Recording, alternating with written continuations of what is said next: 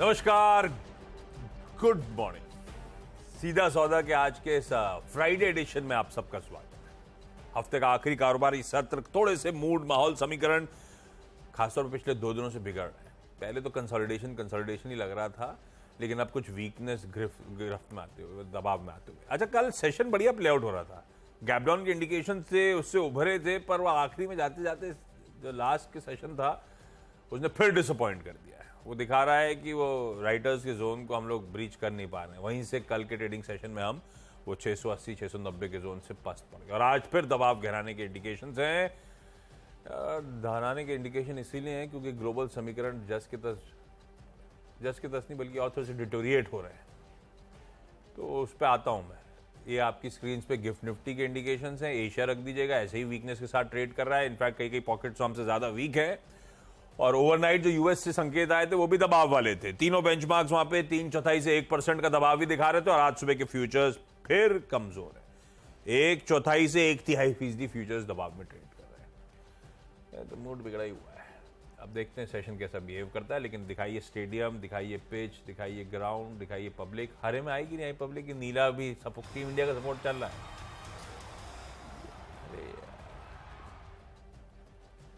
लाल ले ये कर क्या रहा है प्रोड्यूसर डायरेक्टर साहब? ये है क्या? इधर लाल था, इधर ब्लू है। ये क्या हो क्या रहा है? इन्होंने चॉइस दे दी है, जो मर्जी करे वो ले लो। अरे डायरेक्टर साहब पता नहीं क्या करें। लेकिन ये रहा चकाचक इंडियन टीम के सपोर्ट में खड़े हुए हैं। तो इंडियन टीम का सपोर्ट बेसिकली है कि हमारा भारतीय बाजार तो एकदम, हम जो सरदर्द ले रहे हैं वो ग्लोबल है। पर ये फिर पिच कह रही है, नमी है, हरी हरी दिख रही है। 3 दिन से मैं तो इलॉन मस्क के बयान से आज आपको पिच का अंदाजा लगाता हूँ। क्या इलॉन मस्क कहाँ से आ गए? इलॉन मस्क एक बहुत बड़े उद्योगपति हैं अमेरिका के। हाँ नहीं, वो तो ठीक है, बहुत दिनों बाद लौटे हैं वो अपने डिस्कशन में। लेकिन इस बार जो लौटे थोड़ी चिंता के साथ लौटे हैं। उन्होंने कहा है कि रेट जो बढ़ गए हैं इकोनॉमी में। कॉन्फ्रेंस कॉल थी कल उनकी, रिजल्ट आए थे परसों, नतीजे खराब आए थे। बहुत बुरी तरह से स्टॉक कल पिटा, 8% गिरा है। पर कल भी गिरा था, पोस्ट मार्केट आया था इसलिए 1% दिखा था। आज वो ठीक से गिरा 8%। तो उन्होंने कहा कि मुझे ब्याज दरों की, बढ़ती ब्याज दरों की बहुत चिंता है। यहाँ से अगर आगे नहीं भी बढ़ते हैं, केवल यहीं पे टिके रहते हैं, तब भी मुझे नहीं लगता कि कार अफोर्ड कर पाएंगे अमेरिकन्स। तो इसलिए ये इम्पैक्ट हमारी कंपनी पड़ रहा है। और उन्होंने दाम काट के माल बेचने की कोशिश की थी, तो कारें तो बिकी, लेकिन मार्जिन उड़ गया, 10% मार्जिन उड़ गया, 17 से घट के 7% पे आ गया है। यही फर्क है इंडिया और ग्लोबल में। बाहर कार नहीं बिक रही है, यहाँ कार तो छोड़ी, यहाँ एसयूवी बिके जाए। और अमेरिकन के सामने एक दुविधा है कि अभी डीजल इंजन की कार और इलेक्ट्रिक कार में सिर्फ $6,000 का डिफरेंस बचा है। तो इसका मतलब इलेक्ट्रिक कार की ट्रैक्टर बढ़ गई है? नहीं, दाम घट गए हैं, पर वो मार्जिन नहीं बना पा रहे। ये दिक्कत आ रही है। कंपनी स्पेसिफिक प्रॉब्लम है, पब्लिक के लिए तो ठीक है, लेकिन ये चिंता कारण है। इनको आना पड़ेगा इंडिया बनाने के लिए। इंडिया बना पाएंगे और क्या, हम ही बना के देंगे इनको सस्ती। आने वाले हैं इसे, आना तो पड़ेगा, जाएंगे कहाँ। तो एक कारण ये है। और दूसरा, ये आप जो स्क्रीन पे देख रहे हैं, बड़ी स्क्रीन पे जो लगा रखा है सामने, बाइडन साहब ने, नहीं बाइडन नहीं, इनका नाम पावेल है। पावेल साहब ने अच्छे से बता दिया है कि क्या सिचुएशन चल रही है। तो मुश्किल का दौर, इसलिए पिच ग्रीन। और आज का दिन कल से खराब है। आज का दिन कल सुबह दोनों समीकरण बिगड़े हुए थे, चाहे वो बॉन्ड यील्ड्स हो, चाहे वो इजराइल मिड ईस्ट का क्राइसिस कह लीजिए। तो ये दोनों भी बिगड़ गए सादा समीकरण, और ऊपर से पॉवेल साहब की तड़का ऐड हो चुका है। तो तनाव हो गया, क्या किया जाए? देखो ना, ये भाई साहब 5% के ऊपर चाहे जिधर लगाओ आप, कोई टेंशन नहीं है। मूड बिगड़ा हुआ है। एक हाइक की तैयारी कर लीजिए, नवंबर या दिसंबर जो भी हो कैलकुलेशन के हिसाब से, लेकिन आ रही है, फर्क नहीं पड़ेगा। एक हाइक की तैयारी पॉवेल साहब ने करवा दी है मेंटली सबको कल। खैर, ये तो ओवरऑल मार्केट्स है। अपना बढ़िया से 20 स्टॉक्स मेंशन करने का आइडिया था इन आधे घंटे में, जो आज किसी न किसी वजह से मूव करते हुए नजर आएंगे। तो स्क्रीन पे एडेड रखिएगा। फाइनेंशियल एडवाइजर कहे तो ट्रेड लीजिएगा। पहला एक तो रवाफ है। मेरा मन था कि कच्चा, आज की हाईलाइट है ना सिर्फ बॉन्ड यील्ड जो इंचअप कर गई। बॉन्ड यील्ड तो क्या मूड बिगाड़ देती है, समीकरण बिगाड़ देती है, इसीलिए हाईलाइट बड़ी वो हो जाती है। 5% के ऊपर 10 साल का बेंचमार्क। दूसरी हाईलाइट ब्रेंट के भाव दिखाइएगा इंटरनेशनल मार्केट्स पे। हम जब कल क्लोज हो रहे थे ये ब्रेंट $90 के नीचे स्लिप हो गया था। 89.8, 89.9 इस जोन्स पे ट्रेड करता कल दोपहर 3:30 बजे। ब्रेंट नहीं दिखाएंगे डायरेक्टर साहब, और वो ब्रेंट अब फट चुका है। 93 के ऊपर के टिक्स थे आज सुबह जब मैं स्टूडियो आ रहा था, उससे पहले 93.2 था उस समय तो प्रिसाइसली। वो आएगा स्क्रीन पे तो $3-3.5 जंप है, और ये हाईलाइट कर रहा है वो कॉन्फ्लिक्ट इजराइल और फिलिस्तीन का, या कह लीजिए मिडिल ईस्ट का जो क्राइसिस है वो एस्केलेट कर रहा है। वो क्रूड ब्यूटीफुली हाईलाइट कर रहा है। मुझे लगता है ये सेंटिमेंट रब-ऑफ के तौर पे मेंशन कर रहा हूं सिर्फ ONGC। अब बाजार का मूड बिगड़ा हुआ है तो इसका रब-ऑफ ये भी हो सकता है कि आप कोई पेंट कंपनी ठोक दें, वो आपका कॉल। मैंने शुरुआत करी किसी ONGC के साथ। ये स्टॉक रेजिलियंट है, खराब खबरों पे गिर नहीं रहा है, ये ध्यान रखिएगा। अब ये नेसेसरी नहीं है कि आज चल जाए, लेकिन सेंटिमेंट पॉजिटिव है इसके लिए, सिर्फ इसीलिए ग्रीन लेके चल रहा हूं। पहला हैवेल्स अगला स्टॉक है, और हैवेल्स इसीलिए मेंशन कर रहा हूं क्योंकि इसके नंबर्स दिक्कत वाले हैं, कहना चाहिए ना, वो हर पैमाने पर। कल मैं रिजल्ट आते से कुछ ब्रोकरेजेस के वो भी देख रहा था, वो जो अपडेट आ जाते हैं इंस्टेंट वाले छोटे से, वो भी सब हर तरफ यही माना जा रहा है कि काफी तगड़ा डिसअपॉइंटमेंट है। ग्रोथ वीक है, मार्जिन्स गिर रहे हैं, मतलब जो एक्सपेक्टेशन थी उसके हिसाब से उतना है नहीं, वैल्यूएशंस स्ट्रेच्ड है, तो हैवेल्स के लिए दिक्कत वाली खबर है। अब आता हूं आंकड़ों पर। साल दर साल आय केवल 6% गिरी, और कोई अगर तिमाही दर तिमाही देख ले तो 19-20% का दबाव होगा। हालांकि तिमाही दर तिमाही देखना नहीं चाहिए, लेकिन फिर भी पिक्चर को बेहतर प्रेजेंट करने के लिए कि पस्त है मामला। इबिटा Q-on-Q 7% गिरता है। मार्जिन्स, हाँ ये है कि साल दर साल इंप्रूव हुआ है इबिटा, मार्जिन्स बेहतर हैं, लेकिन जो एक्सपेक्टेशन स्ट्रीट लेके चल रहा था उसके लिहाज से एक डिसअपॉइंटमेंट आपको आपकी स्क्रीन पे नजर आएगा। तो मैं हैवेल्स को, क्योंकि हर पैमाने पे कमजोर लग रहा है, इसीलिए लाल लेके चलता हूं। और अगला स्टॉक जो है तीसरा, वो है वोल्टास। अच्छा, वोल्टास भी बुरा रन कंटिन्यू कर रहा है, पर ये बुरा रन बहुत कुछ दोनों का भाव में होगा, लेकिन फिर भी क्योंकि आय 30% गिरी है, पर ये एक्सपेक्टेशंस के इनलाइन ही कह लीजिए, बल्कि एक्सपेक्टेशन थी थोड़ी सी और ज्यादा गिर जाएगी, पर फिर भी 30% साल दर साल आय गिरती है। पर डिसअपॉइंटमेंट मेरे लिए उसके सामने इबिटा 30% गिरा। उम्मीद थी कि 126 करोड़ का इबिटा करेंगे, करा 70 करोड़ रुपए का।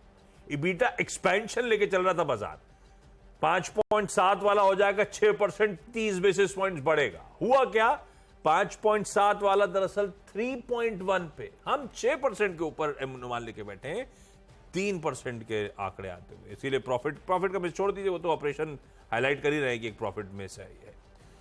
तो वोल्टास भी डिसअपॉइंटिंग, इसीलिए इसको भी लाल रखा हुआ है। देखते हैं बिहेवियर स्टॉक का कैसा रहेगा। वायदा वाले स्टॉक्स है, पोजीशनिंग जो होगी उस पर डिपेंड करेगा, लेकिन नंबर्स अगर अपफ्रंट पूछेंगे दोनों लाल है। 3 हो गया आपके? 3 निपटा गया। यूनाइटेड ब्रूवरीज रिजल्ट आए इसके, और मार्जिन 13 से घट के 9.8%। उम्मीद 11 थी, उससे भी नीचे आए। सस्ता तो कुछ है नहीं। ये मेरे समझ नहीं आ रहा है कि क्या चक्कर क्या है। इनकी बोतल ही परेशान कर रही है इनको, कांच। वो कौन से AGI ग्रीन पैक, उनको बनाना पड़ेगा। एक बार बुलाया था उनको। हाँ, बॉटलिंग का प्लांट, वही इशू आ रहा था पिछली बार मार्जिन्स में। बोतल महंगी, कांच महंगा हो रहा है। कांच महंगा, और वो स्टॉक फटा भी था। उनसे बात करनी पड़ेगी। तो ये इसको रेड में रखा है, और नंबर कोई खास नहीं है, और मार्जिन प्रेशर लगातार बना हुआ है इस पर, तो इसको रेड में रख सकते हैं। साइंट नंबर ठीक लग रहे हैं, यहाँ पे मार्जिन ठीक है, 14.6% पे लेके आए हैं। प्रॉफिट इनका अच्छा है, 5% बढ़ा, तो मतलब ऐसे बहुत ग्रेट नंबर नहीं है, लेकिन अच्छे नंबर कहे जा सकते हैं इस एनवायरनमेंट में जहाँ पे तमाम IT कंपनीज के लिए बहुत दिक्कत है। तो इसको ग्रीन में रख के चलिए।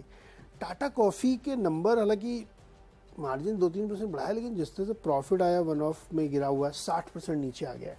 रेवेन्यू 3% नीचे है, और एबिटा 24%। कॉफ़ी में दरअसल एक कहानी है। कॉफ़ी में कहानी ये है कि वर्ल्ड वाइड जो ट्रेडिशनल कॉफ़ी ग्रोइंग है ना, अब वो बहुत मुश्किल में आ रही है, क्योंकि जो इन्वायरमेंटल चेंज हुआ उसकी वजह से कॉफ़ी नीचे प्रोडक्शन जा रहा है, और रेट बहुत बढ़ रहे हैं कॉफ़ी के। तो उसका इम्पैक्ट बहुत सारे रिटेलर्स पर, एंड यूजर्स पे आ रहा है और वो इम्पैक्ट वॉल्यूम में दिख रहा है। तो मे भी ये एक रीज़न हो आगे चलते हुए स्टारबक्स को भी ये झेलना पड़ रहा। तो उन्होंने इन हाउस नई ग्रोइंग शुरू की है कॉफ़ी की, नई वैरायटी जो एक अलग एटमॉस्फेयर में ग्रो कर सके। तो खैर ये एक लंबी कहानी हमने आपको इसलिए बताई क्योंकि आप ध्यान रखिएगा कॉफ़ी स्टॉक खरीदते समय कोई भी अगर आप इन्वेस्टमेंट कर रहे हो तो ये आगे बहुत बड़ा चेंज होने वाला है। लेकिन फिलहाल टाटा कॉफ़ी जो है वीक नंबर मुझे लग रहे हैं, इसलिए इसको भी मैंने रेड में रखा है। भाई साहब कॉफी कमेंट्री सुन लिए, कॉफी स्टॉक आएगा आगे, पर रीजन अलग है। हैट्सन एग्रो पहला अभी मतलब इस कड़ी में नंबर्स अच्छे लग रहे हैं, इसीलिए मैं हरा लेके चल रहा हूं इसको। अब आय में 9-10% का उछाल है, उसके सामने इबीटा 24% का जंप, मार्जिन्स 140 बेसिस पॉइंट्स का एक्सपेंशन और मुनाफा खैर 42 वाला 77 करोड़ पे पहुंचता हुआ। डेयरी इंडस्ट्री के मार्जिन्स की इंप्रूवमेंट शुरुआत हुई है। इंटरेस्टिंग है, मुझे लगता है नंबर्स को देखते हुए खास तौर पे वो मार्जिन एक्सपेंशन वगैरह, इबीटा परफॉर्मेंस, ऑपरेशनल परफॉर्मेंस के लिए उसके लिए थम्स अप है। हैट्सन एग्रो पहला ग्रीन लेके चला जाए। उसके नीचे तानला प्लेटफॉर्म्स है जिससे मैं हरा रख तो रहा हूं, आप वॉच आउट करिएगा। पिटा हुआ स्टॉक है, पिटने के बाद चला नहीं है, कंसोलिडेट कर रहा है। देखते हैं आज का बिहेवियर, मूड बाजार का बिगड़ा हुआ है। तानला प्लेटफॉर्म्स की आय 18.5% और उसके सामने मुनाफा 29% का जंप दिखा रहा है, इसीलिए ग्रीन करा। एक कॉफी कंपनी है भाई लेकिन ग्रीन में है, इन्होंने तमाम कंसर्न हाईलाइट कर दी हैं, तो आप जरा सा संभल के रहिएगा। मैं रीजन समझाता हूं मैं ग्रीन में क्यों ले जा रहा हूं। CCL प्रोडक्ट्स है, NCLT की बेंच ने जो स्कीम ऑफ अरेंजमेंट है उससे मंजूरी दे दी है। स्कीम ऑफ अरेंजमेंट क्या था? CCL प्रोडक्ट्स से कॉन्टिनेंटल कॉफी अलग होनी थी, डीमर्ज होनी थी। और कॉन्टिनेंटल कॉफी बेसिकली क्या होता, जो CCL प्रोडक्ट्स का मौजूदा मार्केटिंग और डिस्ट्रीब्यूशन का धंधा है कॉफी का और प्लस FMCG प्रोडक्ट्स का, वो कार्व आउट कर रहे थे। तो NCLT का मंजूरी आती हुई खबर अच्छी स्टॉक के लिहाज से, इसीलिए ग्रीन 6 हो गए। वाह, जल्दी हो गए। जल्दी हो गए क्या? चौथा स्टॉक है क्या हमारा तेजस। तेजस में क्या हुआ, इनको वही अपना इंटर ग्रुप TCS से 107 करोड़ का एक कॉन्ट्रैक्ट मिला है, तो रखते हैं ग्रीन में, देखते क्या होता है। पांचवा स्टॉक है मेट्रो ब्रांड्स। मेट्रो ब्रांड्स का रिजल्ट आया, बड़ा इंटरेस्टिंग है, आप इसको देखिए। अंदर इनको मार्जिन थोड़े से गिर गए, थोड़ा सा प्रॉफिट भी कम आया, मतलब लॉस हुआ थोड़ा सा। इसलिए हुआ क्योंकि एक इन्होंने जो खरीद रखा है फिलहाल उसमें अभी भी दिक्कतें हैं। लेकिन कंपनी की जो कमेंट्री है उसमें ये बताया जा रहा है कि चूंकि ये फेस्टिवल सीजन डिलेड है और इसलिए ये अभी आपको Q2 की सेल्स में उतना ज़्यादा जंप नहीं देखने को मिल रहा है, आने वाले समय देखने को मिलेगा। ऑनलाइन ग्रोथ बहुत शानदार है, 60% की, तो बहुत इंटरेस्टिंग है, इसको ध्यान में रखिए कंपनी को, मुझे लगता है कि यहाँ से आगे पिकअप करेगा। छठवां स्टॉक है PTC इंडिया। इसमें एक काम ये हुआ है कि ONGC इनकी एक PTC एनर्जी नाम की सब्सिडरी है, उसको खरीद रही थी और वो बिड एक्सेप्ट कर लिया इन्होंने, PTC इंडिया ने। 925 करोड़ में ये सौदा होने वाला है, तो इसको भी ध्यान में रख सकते हैं, ग्रीन में रख सकते हैं PTC इंडिया को। चलिए फटाफट एक ब्रेक, और ब्रेक के बाद फिर अगले 4 स्टॉक्स।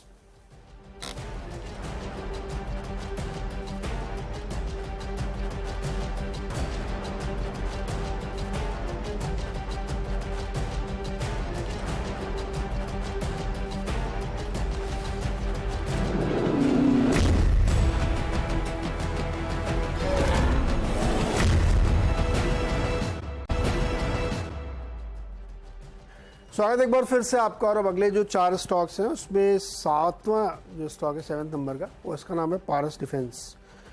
आज डिफेंस में कल एक खबर आई, उन्होंने अपडेट दिया कि DGCA से इनको एक अप्रूवल मिला है, सर्टिफिकेट मिला गया। किस बात के लिए मिला है? एग्री ड्रोन के लिए, पारस एग्री कॉप्टर V2.1 ये है। तो अभी ऐसा नहीं था, ये बना रहे थे इस टाइप का, लेकिन अब इनको वहाँ से अप्रूवल मिल जाने से इनकी वैलिडिटी बढ़ गई और इनके लिए एक बड़ा मार्केट ओपन हो गया। तो ये खेतों में जो ऊपर स्प्रे करते हैं, हाँ उसी टाइप का। तो ये मतलब ये बहुत बड़ा बिजनेस है। इसमें मुझे ध्यान है एक लिस्ट होने कौन सी कंपनी आई थी, इंडिया फोर्ज शायद, आइडिया फोर्स, हाँ idea force, sorry India idea force, वो भी यही सब काम करते थे और गवर्नमेंट टेंडर। तो सरकार का इस समय एग्रीकल्चर में बड़ा फोकस है, तो पारस डिफेंस से ये सर्टिफिकेट हासिल करने से इनको बड़ा फ़ायदा होगा। और ये मीडियम कैटेगरी का ड्रोन है, तो ये अच्छी खबर इनके लिए, तो ध्यान में रखिएगा। 8वां स्टॉक है सिगाची इंडस्ट्रीज़। इन्होंने क्या किया कि एक यूनिट बनाई है, मतलब एक कंपनी फॉर्म की है मीना रीजन में। मीना रीजन का मतलब होता है middle east and north America, खाड़ी देश में। तो इन्होंने टाई अप किया है सऊदी अरब के साथ और वहाँ पे एक कंपनी फॉर्म की है। वो कंपनी क्या करेगी, मतलब सिगाची क्या करती है पहले तो, ये सेल्यूलोज इंटरमीडिएट बनाते हैं जो बहुत सारे अलग अलग प्रोडक्ट में यूज़ होता है। वो एक तरीके से इन्हेंसर भी कह सकते हैं, मॉडरेटर भी, कैटलिस्ट भी होता है। उस प्रोडक्ट के ज़रिए और बहुत सारे काम करेंगे। तो एक नए मार्केट इन्होंने Saudi national project investment limited के साथ टाई अप किया है, जो कि मेना FZCO जोन में बनेगी और उसमें 75% ये स्टेक होल्ड करेंगे। बहुत इंटरेस्टिंग खबर है। ऐसी खबरें कई बार आपको इमीडिएटली नहीं लगती होंगी कि इसका क्या फ़र्क है, कौन सी कंपनी बनाई है, लेकिन दरअसल ये इसको ध्यान से पढ़ें और इसको इनकी कमेंट्री सुने तो आगे के लिए बड़े बिजनेस के द्वार खोलती है। जैसे एक कंपनी एथर एनर्जी है, एथर एनर्जी नहीं, एथर केमिकल वाली कंपनी, उसने बहुत सारे टाइप से सऊदी अरब अरामको के साथ कर रखे हैं। तो खैर वो अलग चीज़ है, सिगाची इसलिए ध्यान रखिएगा। 9वां स्टॉक है अल्ट्राटेक सीमेंट। रिजल्ट तो आ चुके थे, इसकी एक रिपोर्ट है जेफरीज की। जेफरीज ने क्या बताया, इनका टारगेट दिया 9,700 रुपये का। उन्होंने बताया कि रिजल्ट इनके इन लाइन थे, एबिटा 37% साल दर साल ग्रो हुआ है। कॉल जो की मैनेजमेंट के साथ, तो उसमें ये बताया गया कि डिमांड जो है बहुत ही मजबूत बनी हुई है, अभी भी कोई दिक्कत नहीं है। और इंटरेस्टिंगली रूरल डिमांड पिकअप हो रही बहुत तेज़ी से, वो एक अच्छी खबर है। एबिटा में थोड़ा सा दिक्कत आई थी, लोगों ने आपने देखा होगा 70 करोड़ का वन ऑफ था, इसलिए एबिटा में आपको थोड़ा कमज़ोरी दिख रही थी। और इन मैनेजमेंट ने ये भी कहा कि एनर्जी कॉस्ट लगातार कम हो रही है और Q3 में और कम होगी। तो input cost come, one of EBITDA भी हट जाएगा और रूरल डिमांड भी अगर ग्रो कर रही है तो इनके लिए अच्छा, इसीलिए इन्होंने 9700 का टारगेट इसको दिया है। 10th स्टॉक है एशियन पेंट्स, इसको मैंने रेड में रखा है।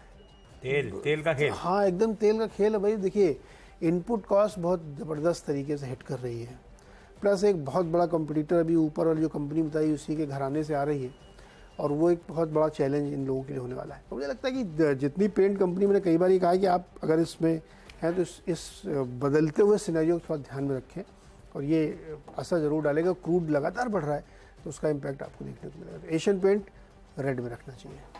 ओके, आज बड़ा आराम से आप एकदम मूड में, एकदम टाइम ले लेंगे ना। एक बार वेट करो, मेरा नंबर नहीं आया, मेरा नंबर नहीं आया। एलिकॉन इंजीनियरिंग, इसको आर्सलर मित्तल निपॉन स्टील से ऑर्डर मिला करीब 51-52 करोड़ रुपए के आसपास। डिटेल एग्जैक्ट स्क्रीन पर आ जाएंगी। ये है, इसको सबमर्सिव पाइप कन्वेयर सिस्टम इनके हजीरा प्लांट, मित्तल जो लगा रहे हैं आर्सलर मित्तल हजीरा प्लांट, उसके लिए तो सप्लाई ऑर्डर आता हुआ, इसीलिए सिर्फ इसको हर में मेंशन कर रहा हूं। RVNL नहीं, RVNL तो कंफ्यूजन में हो गया, इसका ध्यान रखिए थोड़ा सा। ये LOA है, मैंने कल रात में सोचा था LOA वाला फिर से क्यों लूं, क्यों हो सकता है L1 पहले ही घोषित कर दिया, अभी बातों में देखा कि वो रखा हुआ है सुबह। तो आप लोग बस वॉच आउट करिएगा स्टॉक को भाई, ध्यान रखिएगा। ये कंपनी के साथ थोड़ा कंफ्यूजन हो जाता है क्योंकि ये पहले बताती हैं, कभी कभी बताती है हमने बिड किया, बिड करने के बाद जब बिड्स खुलती हैं तो बताती हैं हम L1 आए। L1 मतलब लोएस्ट बिडर है, टेक्निकली तो हम क्वालिफाइड थे तभी बिड किया था। L1 जब आए तो लोएस्ट बिडर है, मतलब शायद हमें ही ऑर्डर मिलेगा। 100% ऑर्डर इन्हीं को आना होता है, एक आध 0.1% की गुंजाइश रहती है। तो फिर वो LOA आता है कि मिलना था मिल गया, तो ये LOA आ गया, ऑफर लेटर आ गया, ऑफर लेटर आ गया कैंपस प्लेसमेंट का। अब ये पता नहीं, इसमें मुझे L1 बता रखा था पहले, अपने आप को अनाउंस कर रखा था, तो फिर स्ट्रीट पे सरप्राइज नहीं, इसीलिए मैं कह रहा था, मैं अवॉइड करना चाहता था। लेकिन ठीक है, एक अच्छी खबर है, इसके जॉइंट वेंचर को 175 करोड़ रुपए का LOA मिला है वेस्टर्न रेलवे की वडोदरा डिवीजन से। अच्छा, इसके बाद LOA आने के बाद कंपनियां बताती हैं कि हमने फाइनेंशियल क्लोजर के लिए मिल गया, मतलब बैंक्स के साथ टाई अप कर लिया उसके पैसे के लिए।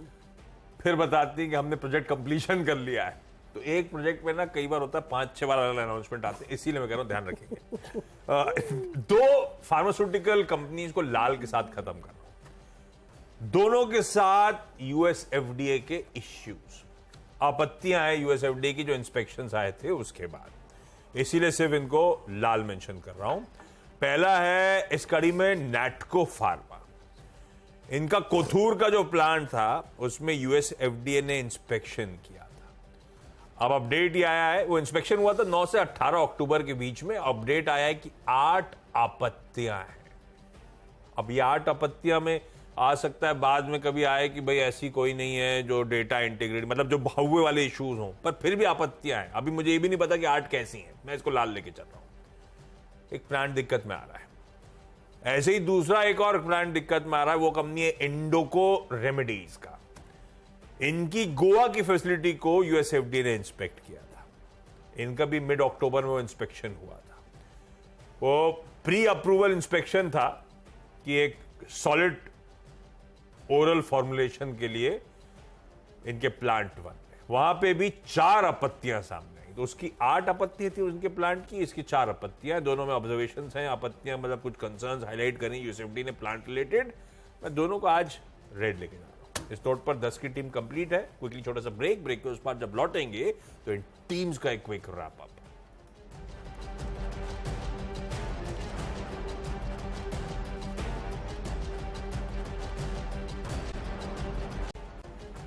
चलिए भाई, ब्रेक के बाद आप सबका स्वागत है। अब वक्त है हम दोनों की जो 10-10 की सीधा सौदा की टीम्स थी उनका रैप अप प्रेजेंट करने का।